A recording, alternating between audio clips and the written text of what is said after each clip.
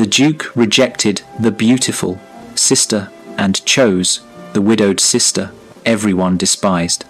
Hello readers, welcome to this channel. Please subscribe and leave a like for us. It means the world to us. Also, share this video with your loved ones and turn on post notifications so you don't miss future videos from us. Thank you. As you do so, sit back and relax as we dive into this story. 1.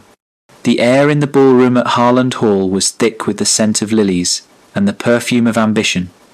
Tonight was the night. Everyone watched as Adrian Sinclair, the formidable Duke of Evermere, was formally presented to the famed beauty of the season, Miss Celeste Harland. Celeste was flawless. Her gown glittered, her smile was practiced, and her hair was arranged perfectly. Her mother, Lady Agnes Harland, stood nearby, her face alight with expectation, practically announcing to the entire county that an understanding, a quick engagement was expected. Celeste waited, her graceful hand extended, ready for Adrian to claim the opening dance of the night. This was the moment. Adrian, however, didn't look at Celeste's outstretched hand. He looked past her. His gaze drifted to a figure standing near the wall.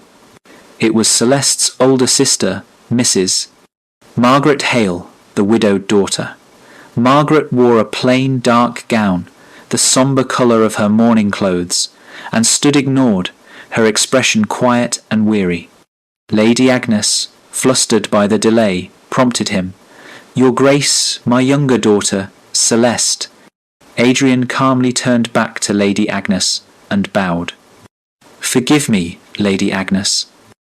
I am well aware of Miss Harland's charms." He paused, his eyes returning to the woman by the wall. "But I would ask Mrs. Hale for this dance, if she is willing."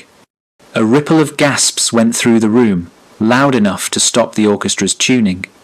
Celeste's perfect smile froze, fracturing in an instant. Margaret's hand, resting on her simple ivory fan, tightened so hard that tiny sticks bent. As Adrian led Margaret onto the floor, the whispers intensified. They were not murmurs of jealousy, but of cold, sharp disapproval. The widow? After what happened to her husband, Captain Hale? Bad luck, that one. Why would the Duke risk it? Through the hissed gossip, the reader learned the truth of Margaret's social standing. Her late husband had died deep in debt after a scandalous, drunken, gambling night. Society, always eager for a simple story, had quietly blamed Margaret's influence. She was seen as unlucky, grasping, and perhaps even dishonourable.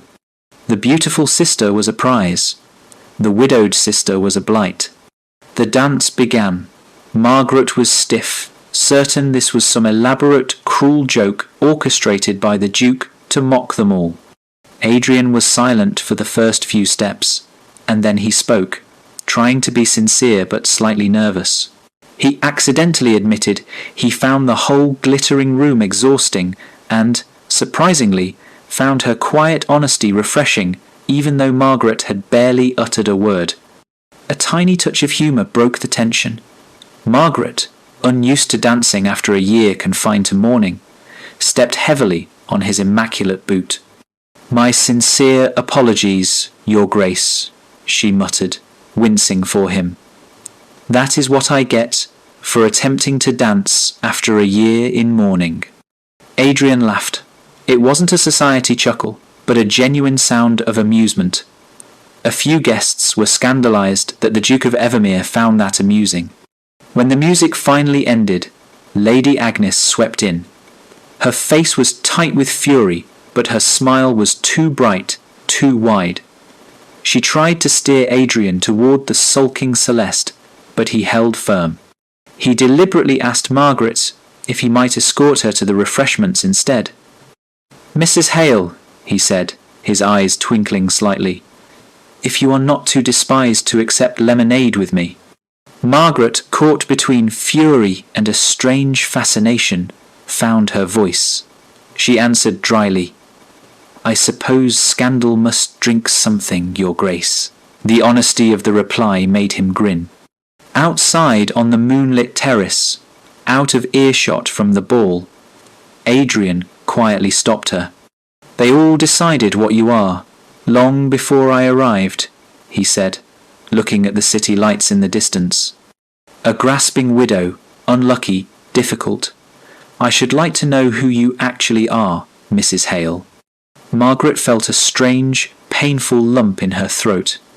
"You are about 10 years too late, Your Grace," she replied, meaning that the girl she once was died with her reputation. Then she softened a little, and admitted quietly that she used to love this terrace when she was younger, before the world became so complicated.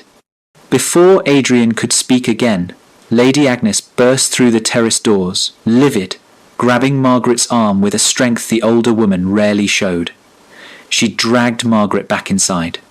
As the chapter closed, Adrian, still on the terrace, found his friend Lord Thomas Wycliffe, who looked pale and horrified.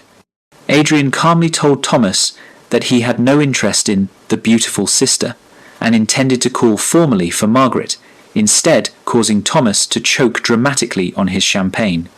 2. The morning after the ball, Harland Hall felt less like a grand estate and more like a battlefield. Breakfast was icy. Lady Agnes was stiff with suppressed rage. Celeste was red-eyed and tearful, her beauty temporarily ruined by genuine humiliation.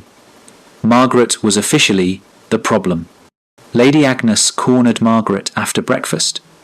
"You deliberately drew attention to yourself last night," her mother hissed, keeping her voice low but sharp. "You know that man was meant to secure Celeste's future. You always ruin everything." Celeste, standing nearby, wailed, "He was meant to dance with me. For once in my life, I was supposed to have his attention." Margaret, weary of the decades of blame, finally retaliated. "I merely stood there, Mother, wishing to go home early." Apparently, a wish for quiet and solitude is irresistible to a duke. The fury was fueled by more than pride. The family finances were strained. The small fortune left by the late Captain Hale had barely covered his massive gambling debts, and Lady Agnes had been forced to sell some minor pieces of property to save the family from utter ruin. This made the resentment toward Margaret feel bitterly real.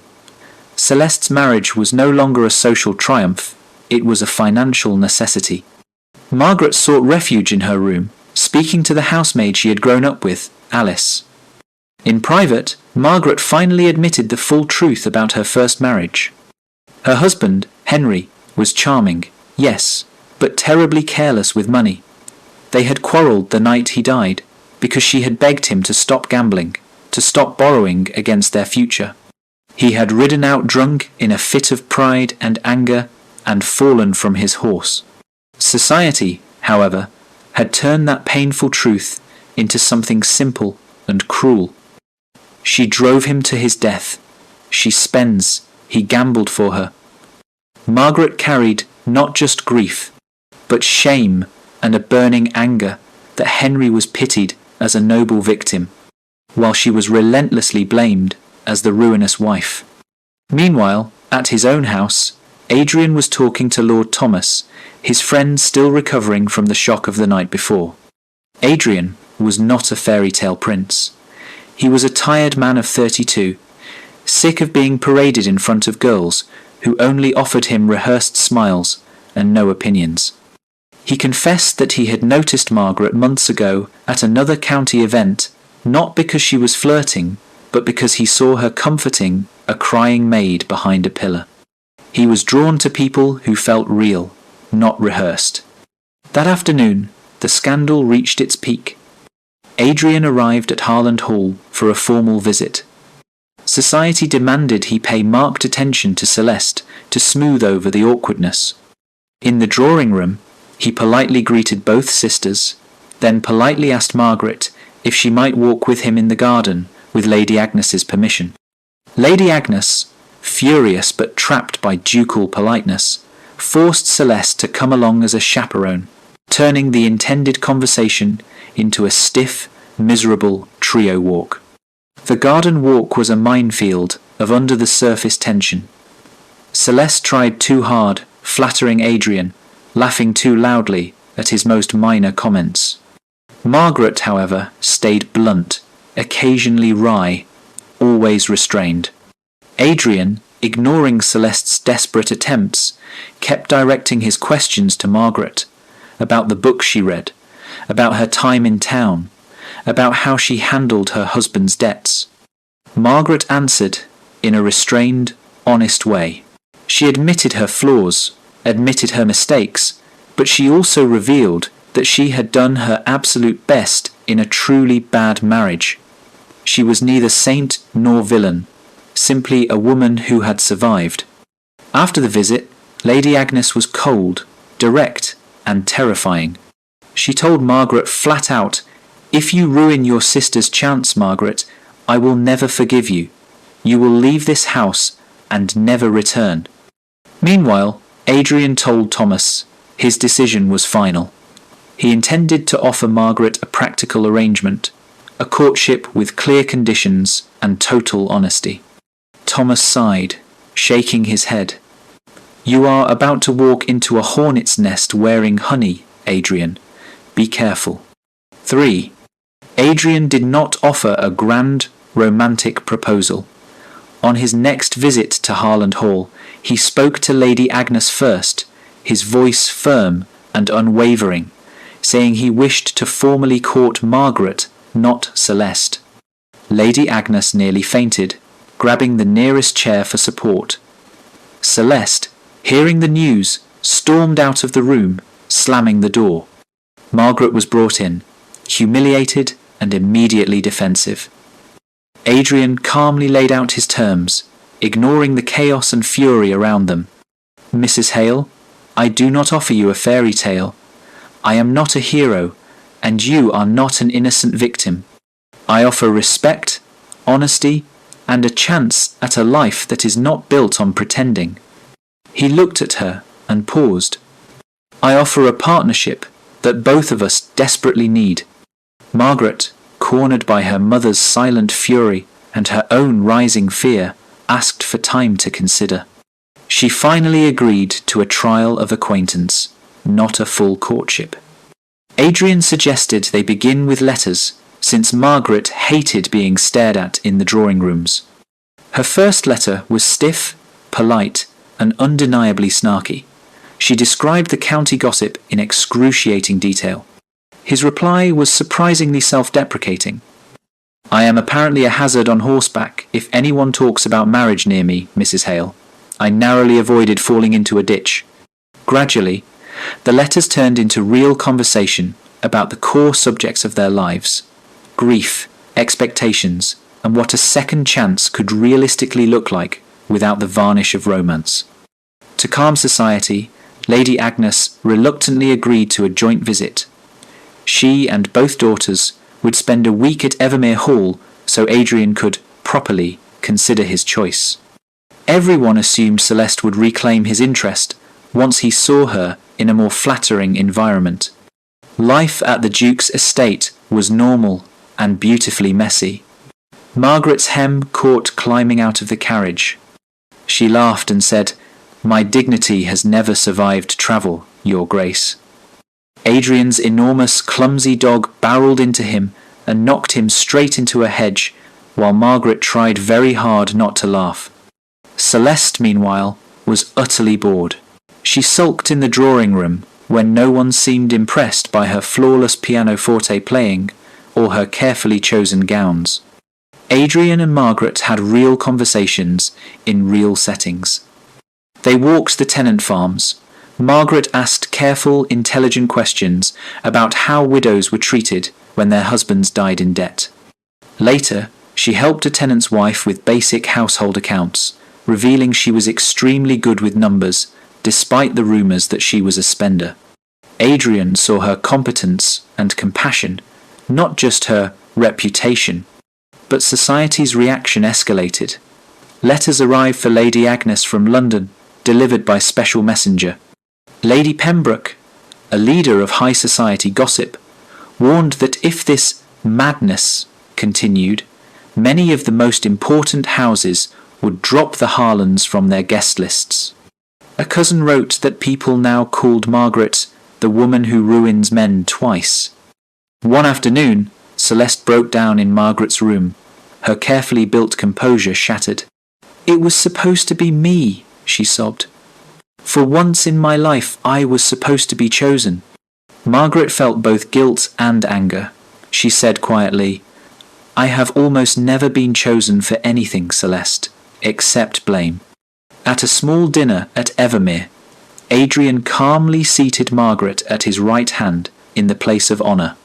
He openly asked her opinion on a tricky estate issue in front of everyone, establishing her position as his partner.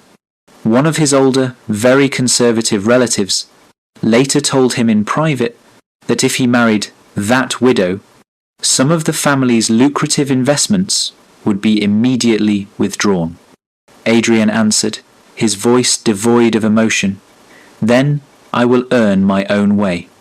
The chapter ended with Margaret overhearing just enough of the argument to know he was risking his real financial comfort and the security of his family's position for her, and that terrified her more than any gossip.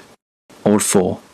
The fear that she was repeating history one man ruined, another about to lose fortune and family standing because of her consumed Margaret, she panicked.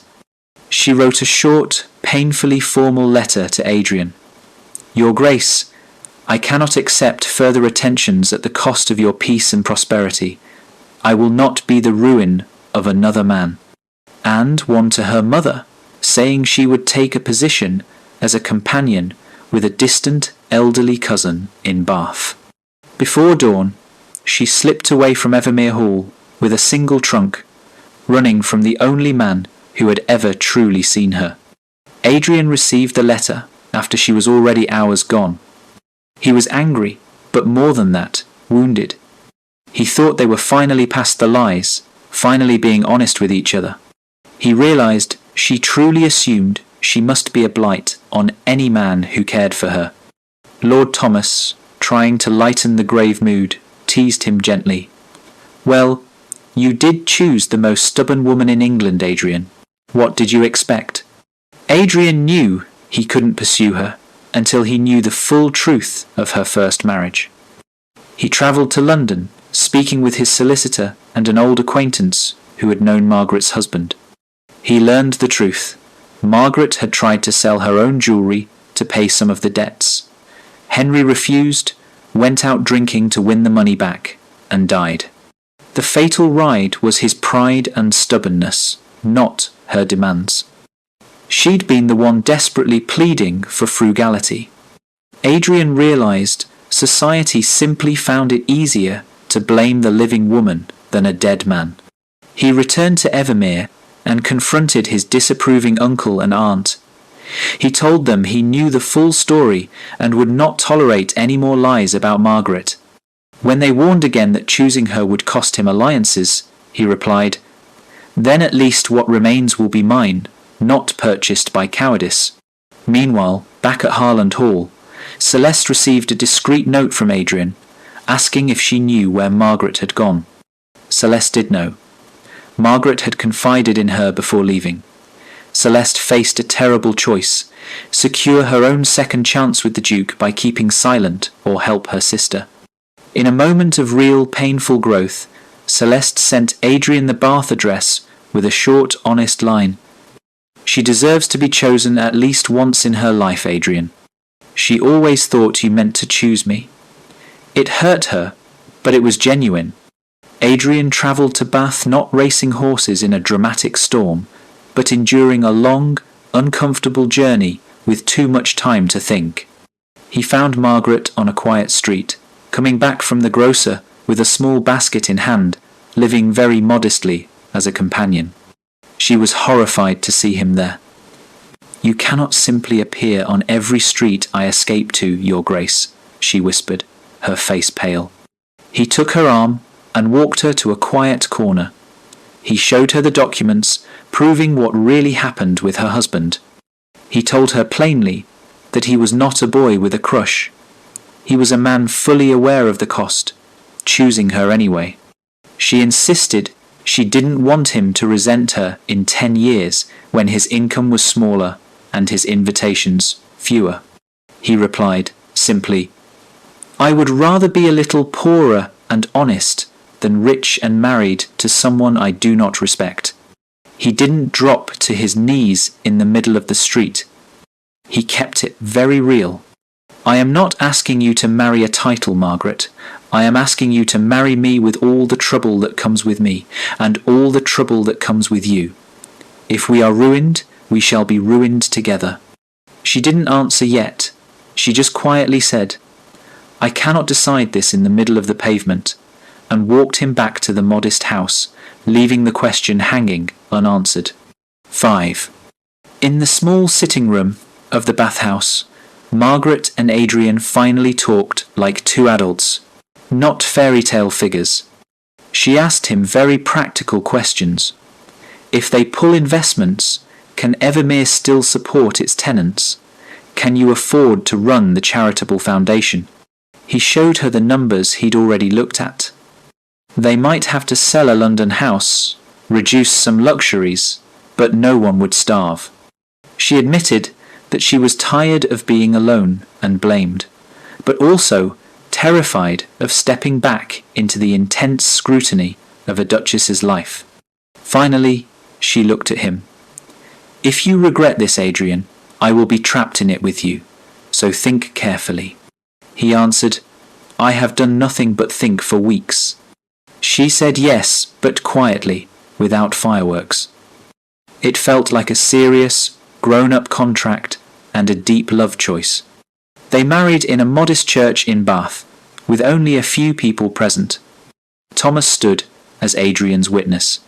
Celeste and Lady Agnes arrived last minute, after a heavy, tearful night of thinking and arguing, to stand with Margaret.